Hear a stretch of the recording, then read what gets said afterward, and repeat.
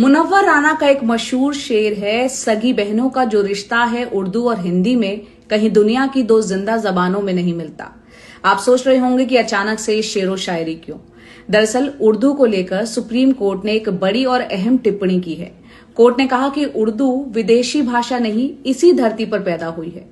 Court ने भाषाई विविधता को लेकर जो है एक नसीहत दी और कहा कि भाषा संवाद और एक दूसरे की बात समझने का एक माध्यम है, इसे लोगों को बांटने का माध्यम नहीं बनाना चाहिए।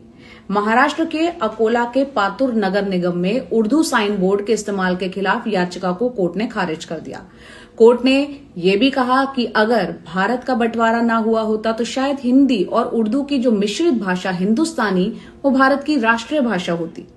सुप्रीम कोर्ट के 2 जजों की बेंच ने अपना फैसला सुनाया। जस्टिस सुधांशु धुलिया ने कहा कि उर्दू को सिर्फ मुसलमानों की भाषा मान लेना दुर्भाग्यपूर्ण होगा।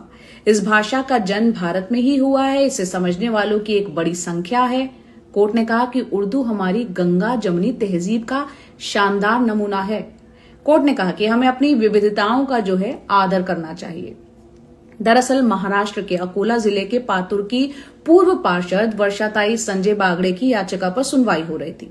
बागड़े ने नगर परिषद के साइन बोर्ड जो नेम प्लेट होता है उस पर मराठी के साथ उर्दू के इस्तेमाल को चुनौती दी थी। उनका तर्क था कि नगर परिषद का काम केवल मराठी में ही होना चाहिए और उर्दू का उपयोग यहां तक कि नेम प्लेट पर भी सही नहीं है।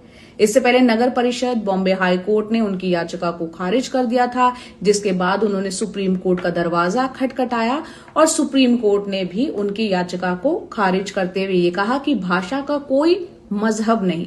जस्टिस धुलिया ने कहा कि अगर उर्दू भाषा बोल पाती तो अपने बारे में शायद ये कहती, उर्दू है मेरा नाम में खुसरो की पहेली, क्यों मुझको बनाते हो तअस्सुब का निशाना, मैंने तो खुद को कभी मुसलमान नहीं माना, देखा था कभी मैंने भी खुशियों का जमाना, अपने ही वतन में हूं मगर आज अकेली, उर्दू है मेरा नाम मैं खुसरो की पहेली।